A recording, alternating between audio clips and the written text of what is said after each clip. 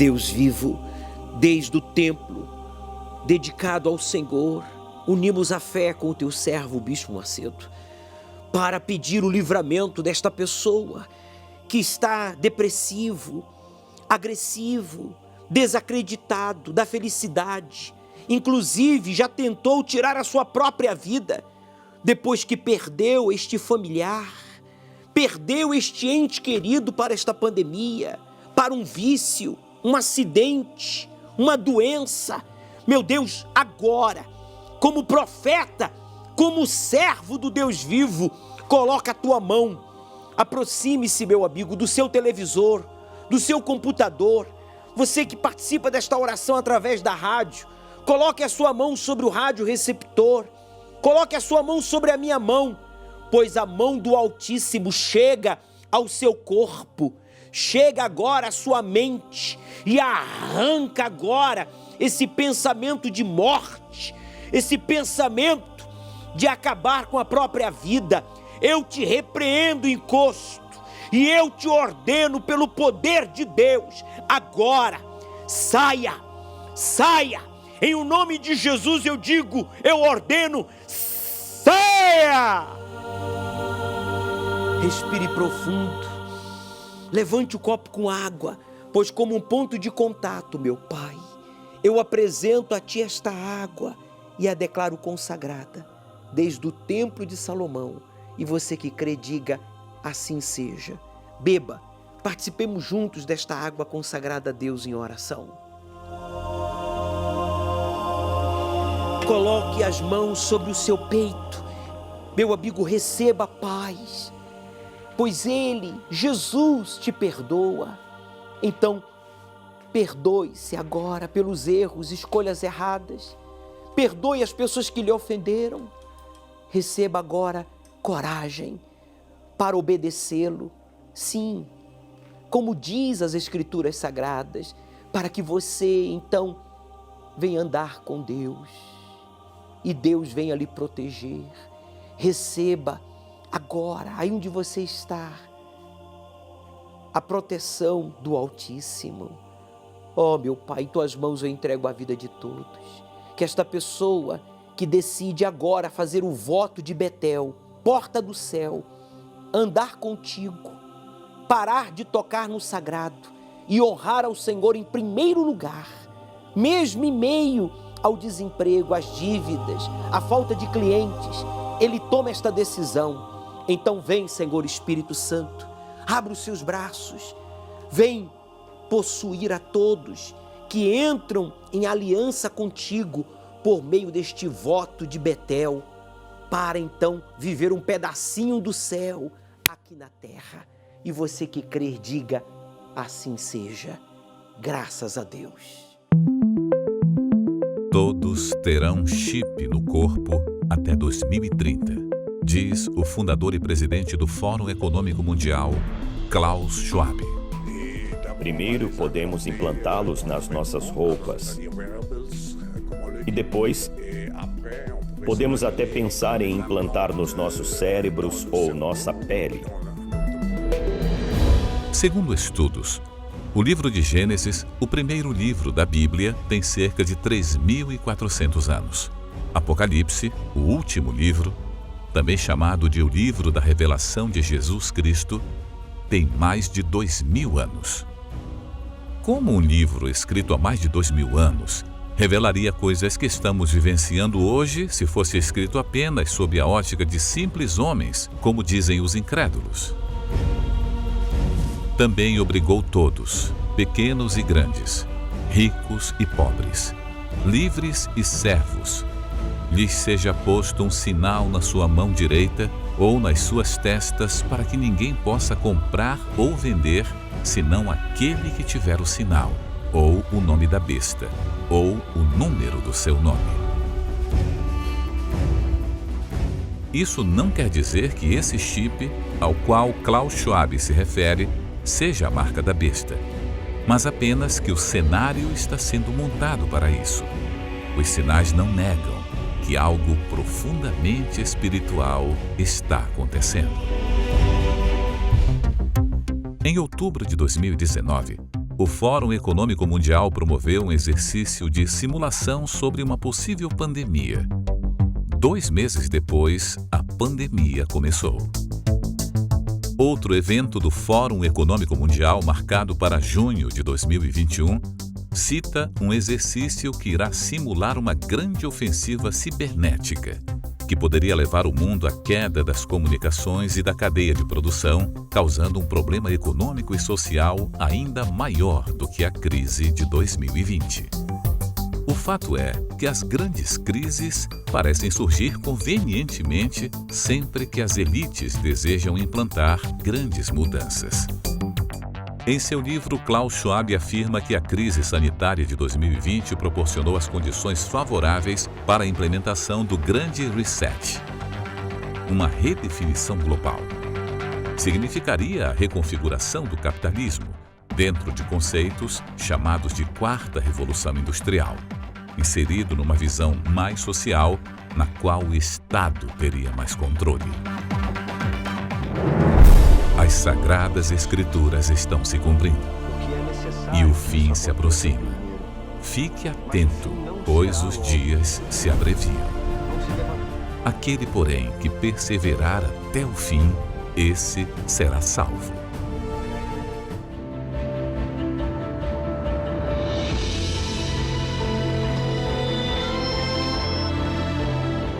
Domingo, às 18 horas, o estudo do Apocalipse, no Templo de Salomão, ao pôr do sol, na reunião do encontro com o Espírito Santo. Chegue cedo.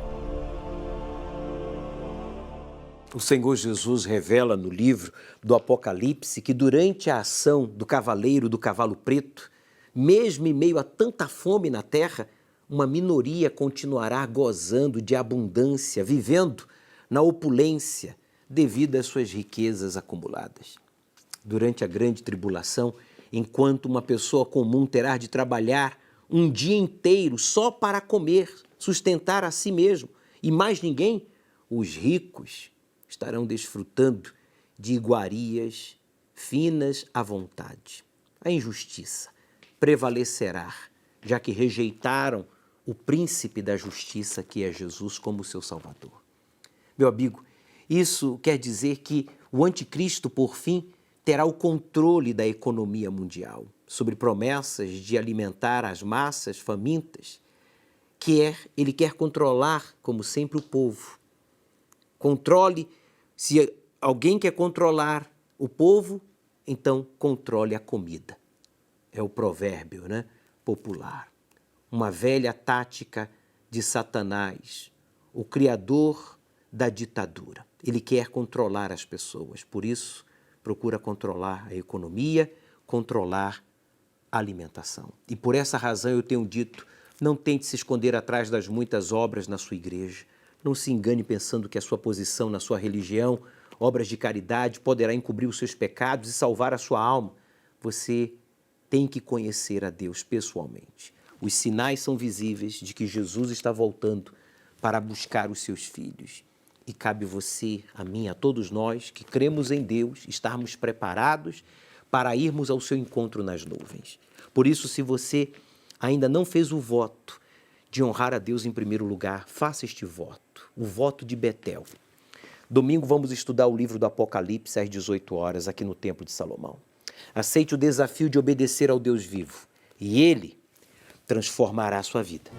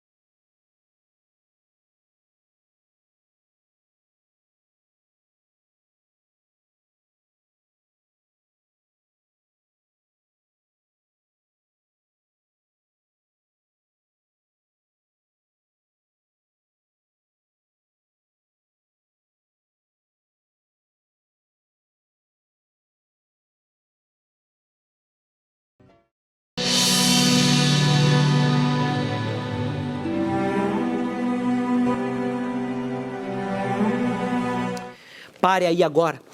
Pare. Sim, você que está pensando em tirar a sua própria vida porque você perdeu o seu pai. Ele morreu prematuramente, ou para uma doença, ou para esta pandemia, ou em um acidente. Ele sofreu um assalto e foi assassinado. Você que está aí agora se condenando. Você que está aí pensando, meu Deus, eu não fui o filho que eu deveria ter sido. Eu poderia ter sido mais presente, mais comunicativo, carinhoso. Poderia ter ajudado mais ao meu pai. Meu amigo, pare. Você não vai tirar a sua vida. Você vai ser orgulho ainda para a sua família, para a nossa nação. Eu mando, pelo Espírito de Deus, que você pare de pensar em tirar a sua própria vida. Não é porque você perdeu o seu pai que você tem o direito de tirar a sua vida. Você tem sim o direito e a responsabilidade de crer nas promessas de Deus e buscar o Deus vivo que vai mudar a história da sua vida. Ele quer mudar o curso da sua vida, mas para isso você tem que fazer o voto de Betel. O que é voto de Betel? É porta do céu.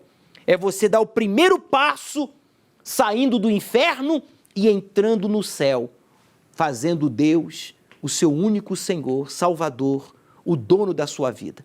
Preste muita atenção nesse caso verídico que prova que realmente há saída para você que está vivendo os piores momentos, os piores dias da sua vida.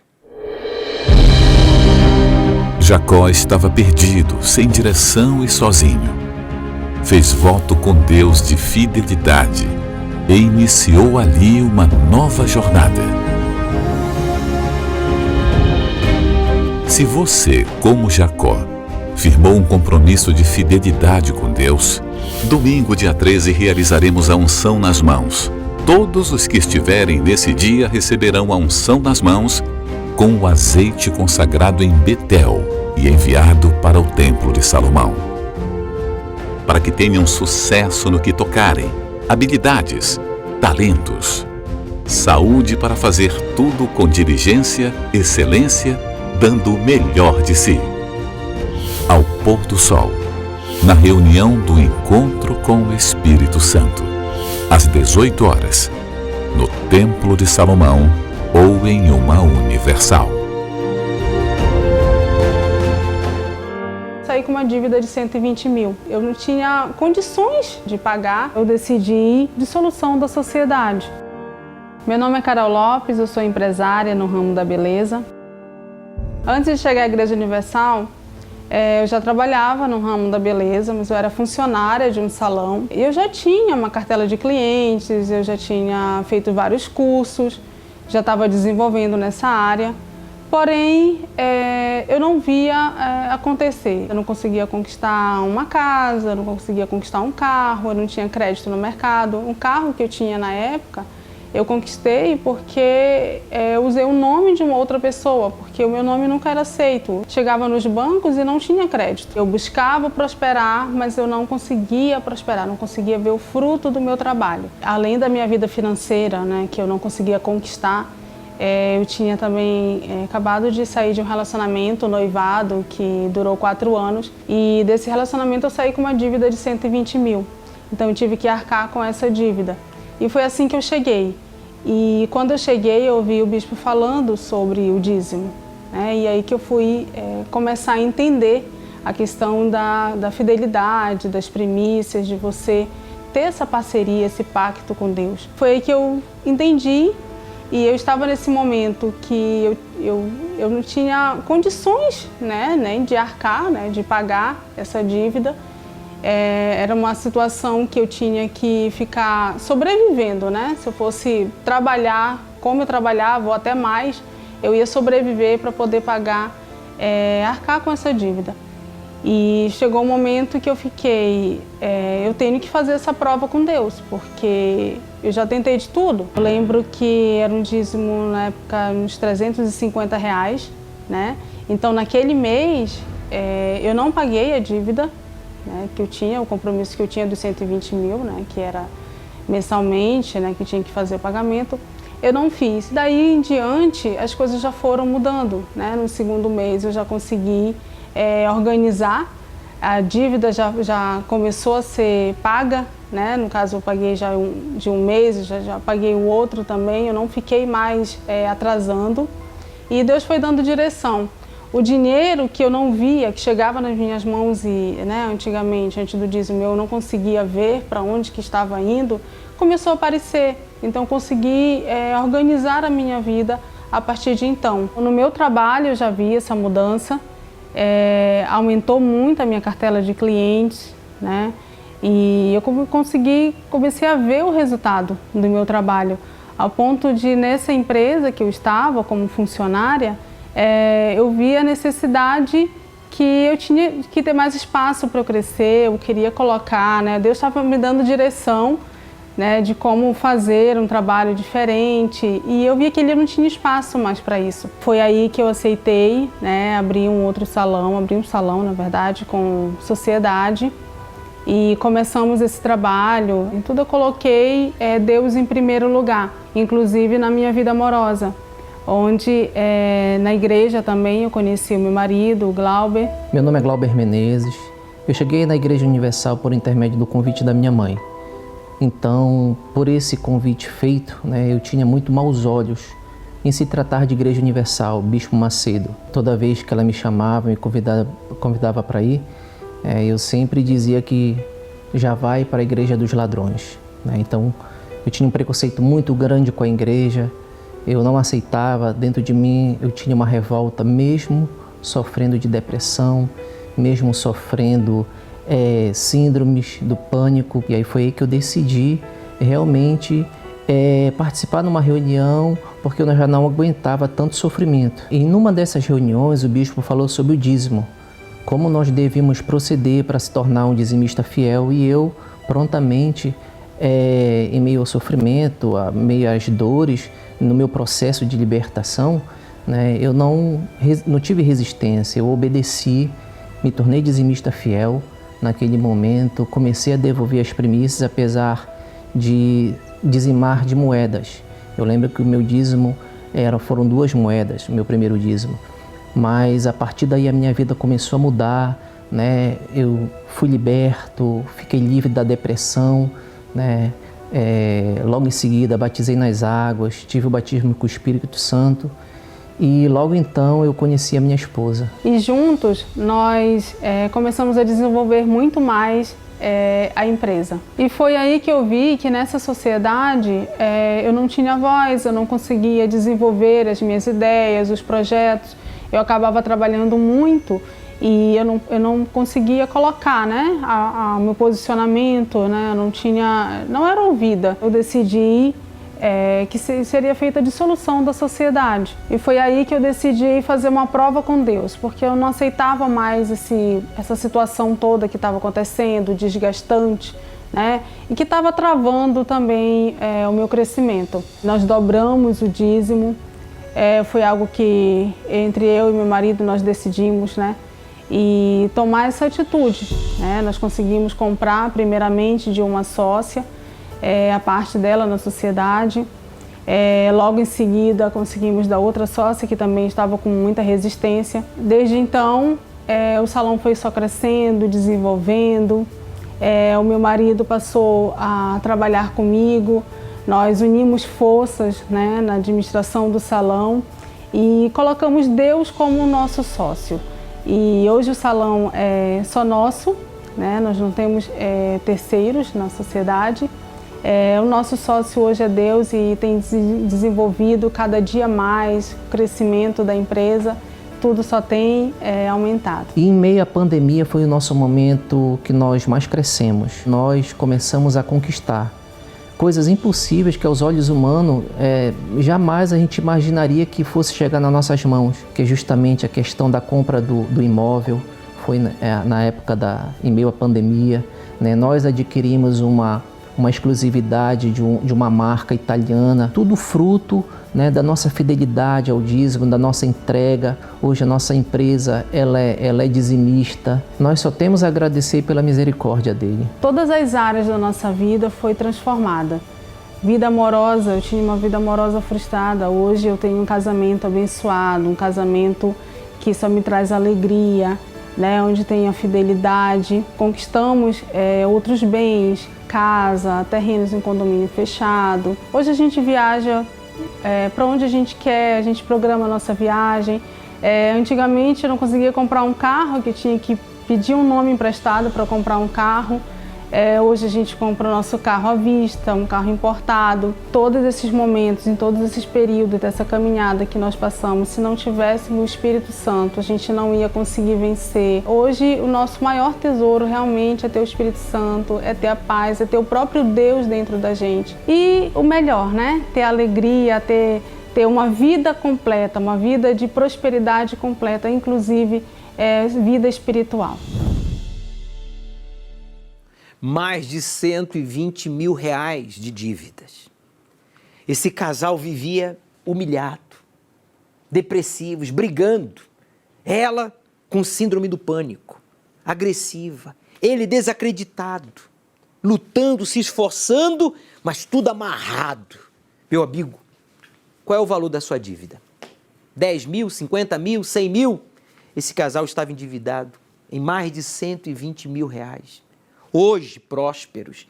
Mas a maior riqueza deste casal é o que o Glauber e a Carol disse, é o Espírito Santo. A maior riqueza hoje, o maior patrimônio não são os bens, não é a prosperidade, é o Espírito de Deus. Sabe por quê? Eles fizeram o voto de Betel. O voto de Betel é: eu vou sair do inferno que eu estou vivendo para viver um pedaço do céu na terra. Quem é que não quer? Todo mundo quer, mas nem todo mundo tem empenhado a sua palavra, nem todo mundo honra a sua palavra. Eles fizeram um voto de Betel, mesmo endividados, mesmo humilhados, e passou a honrar a Deus em primeiro lugar. E Deus começou a dar direção, Deus deu ideias, Deus começou a abençoar as obras das mãos deste casal, e tudo o que eles agora faziam, prosperavam. Você quer o mesmo? Certamente que sim. Então faça o voto de Betel, empenhe a tua palavra a Deus, honre a Ele em primeiro lugar, antes de comprar, de vender, antes de negociar, antes de fazer qualquer coisa, separa as primícias, apresenta no altar, Deus não vai te desamparar. Olha aqui, por favor, nós temos aqui, olha, a pedra ou a rocha que representa Jesus, para você colocar a mão aí agora sobre esta rocha e fazer o voto, se você ainda não fez. Nós temos aqui a botija com óleo consagrado lá em Betel e nós temos aqui as promessas de Deus, a palavra de Deus, que é infalível. Esse óleo aqui foi consagrado lá em Betel, no mesmo lugar onde Jacó fez o voto de honrar a Deus como o seu Senhor, como o seu Deus, como o seu Pai, Pai Celestial. E não lhe faltaria mais nada, e não faltou. Domingo agora eu vou ungir as suas mãos com este óleo, para Deus abençoar as obras das suas mãos. Você que está desempregado, atenção, os desempregados, todo mundo aqui no Templo de Salomão, hein? Às 18 horas eu vou ungir as suas mãos. Você não tem nada, mas você tem mãos. Eu vou ungir as suas mãos, você vai ver o que vai acontecer a partir de domingo. Eu tinha dívidas que eram 4, 5 vezes maior que o meu salário, porque eu não sabia como administrar o dinheiro que eu ganhava. Então eu ganhava bem, mas o que eu ganhava, né, era só para cobrir algumas brechas que eu criei na minha vida financeira. Meu nome é Reginaldo de Jesus, eu sou empresário no ramo imobiliário. Fui de um lar adotivo e a minha vida começou mesmo quando eu tinha na faixa de 16 anos, que eu fui morar sozinho. Morando sozinho e trabalhando, eu comecei a ver a necessidade de eu crescer, tanto na vida financeira como pessoalmente, né? Trabalhava, fazia faculdade, mas a minha vida não andava. Na época, para comprar um tênis de R$120, eu precisava parcelar em 4 vezes, né? Eu tinha muita dificuldade financeira porque eu vim de um lar sem estrutura, né? Quando eu casei com a minha esposa, eu percebi que eu não tinha nada. Eu casei e fui morar na casa da minha sogra. Eu dormia no quarto onde ela dormia quando era solteira. O que fazer? Não tinha uma direção exata do que fazer. Eu ganhava um salário razoável, mas o salário que eu ganhava era para pagar contas, era Ele ia embora em 5 dias depois que eu ganhava o salário. Então, minha educação financeira era zero. Como eu morei num lar adotivo, essa instituição ela me dava tudo. Até os 16 anos ela me dava tudo. Eu não precisava trabalhar, não precisava fazer nada. Então não tinha educação nenhuma financeira. Eu sentia a falta de uma referência familiar na parte financeira. Então não tinha por onde começar. Por isso que eu, no começo da minha profissão, eu me atrapalhei muito com dívidas, né? Eu tinha dívidas que eram 4, 5 vezes maior que o meu salário, porque eu não sabia como administrar o dinheiro que eu ganhava. Então eu ganhava bem, mas o que eu ganhava, né, era só para cobrir algumas brechas que eu criei na minha vida financeira. Meu fundo de poço casado foi quando minha esposa estava com depressão profunda. A gente procurou ajuda por diversos psicólogos e não encontrava uma saída. Ela se afastou do serviço, então a dificuldade financeira aumentou. Mas nesse momento a gente já tinha dentro da gente que a gente precisava ir atrás, né, de uma ajuda espiritual. E aí eu fui pela primeira vez, fui sozinho na Igreja Universal, sentei lá no fundo. E aí quando começou o culto, a primeira coisa que o pastor falou, tragam seus dízimos e ofertas no altar. A primeira coisa que eu fiz depois que o pastor falou isso foi ir embora. Eu fui na casa da minha mãe adotiva, né, e comentei com ela, né. Fui na igreja, primeira vez que eu vou na igreja, o pastor já pede dinheiro e tal.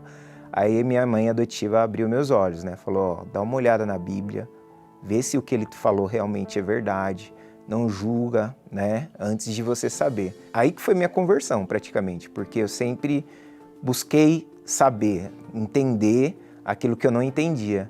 Então fui atrás na Bíblia, na época a internet era bem escassa, né? Procurei saber o que era dízimo, li várias passagens na Bíblia falando. O meu primeiro resultado não veio na parte financeira, veio na parte pessoal, que a gente começou a fazer uma campanha na igreja e minha esposa, né, acabou com a depressão, ficou bem, voltou a trabalhar, né? Então esse foi o primeiro resultado que tivemos na igreja. E ali que eu me entreguei de corpo e alma, né? Deus teria que ser o primeiro em tudo que eu fizer, eu coloco Deus na frente. E aí as outras coisas iam se encaminhando conforme Deus queria, né? Eu trabalhava numa empresa multinacional, ganhava muito bem, né?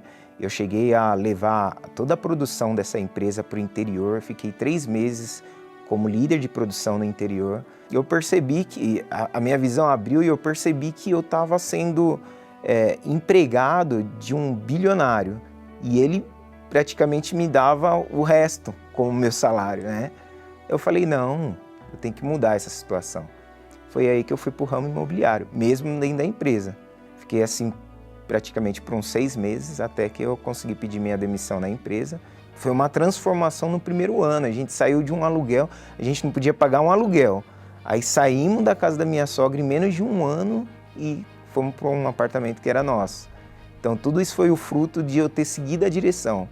Hoje eu sou empresário no ramo imobiliário, a gente emprega hoje cerca de 15 funcionários. Então hoje a vida está transformada, né? A gente mora onde quer, já viajamos para fora do país, a gente já foi para outros estados, né? Mas a gente pode ir hoje aonde a gente quiser. Vale a pena colocar Deus em primeiro lugar. Deus sendo o guia da sua vida, porque as coisas que tem aqui no mundo, vai vir sempre o melhor para você. Vai ser sempre uma guerra, sempre uma batalha, mas a gente sempre vence, uma por uma. O Reginaldo foi órfão de pai e mãe. Nunca teve ninguém por ele. Nunca ninguém creu nele. Mas ele fez o voto de Betel e Deus se tornou o seu pai. A esposa dele foi curada de depressão profunda. Eles viviam de favor. Hoje estão bem-sucedidos. Hoje estão felizes porque fizeram um voto de Betel. É Deus falando com você, órfão. Você depressivo, você endividado. Faça o voto de Betel. Domingo agora eu vou ungir as suas mãos com o óleo lá de Betel para você deixar de ser órfão e ter a Deus por pai. Aceite o desafio de obedecer ao Deus vivo e Ele transformará a sua vida.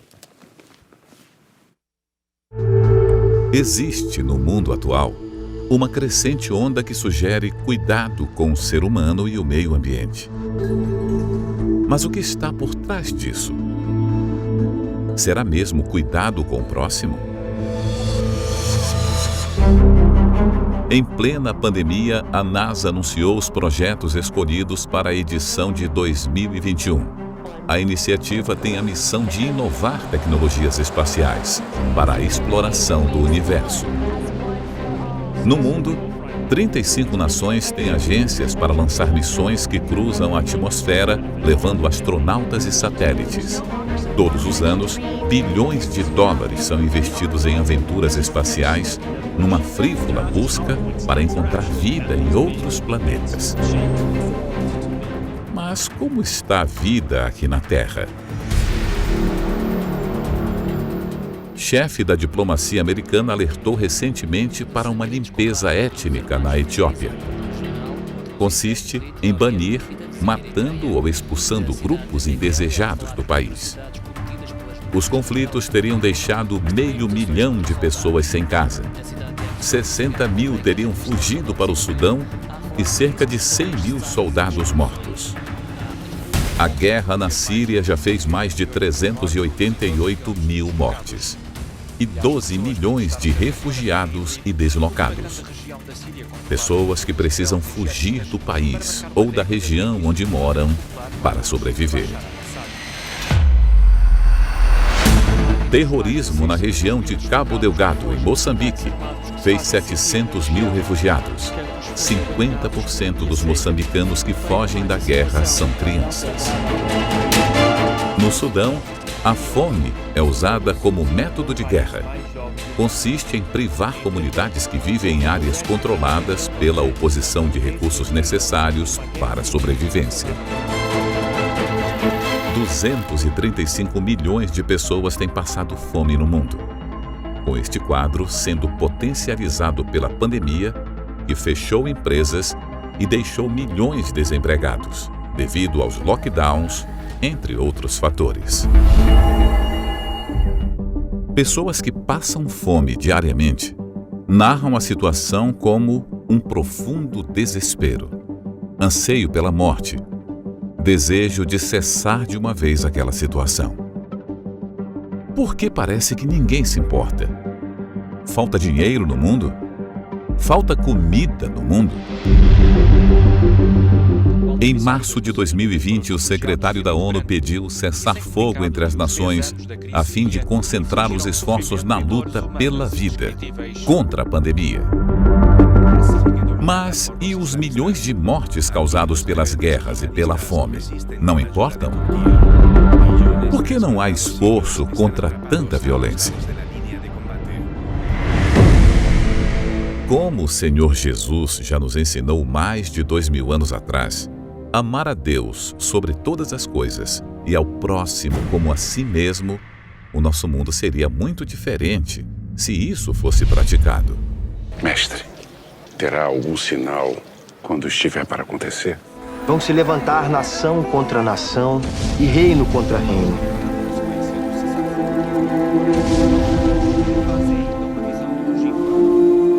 E haverá em vários lugares grandes terremotos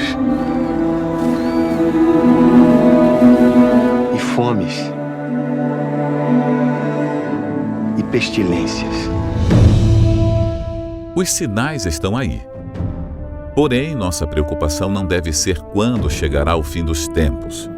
Em vez disso, nosso foco principal deve ser buscar a Deus para sermos espiritualmente preparados para podermos partir deste mundo com a certeza da nossa salvação.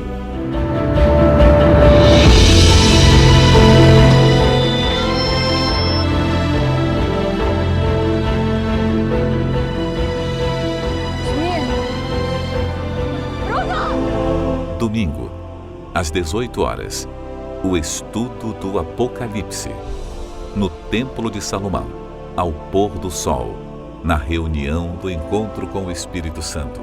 Chegue cedo.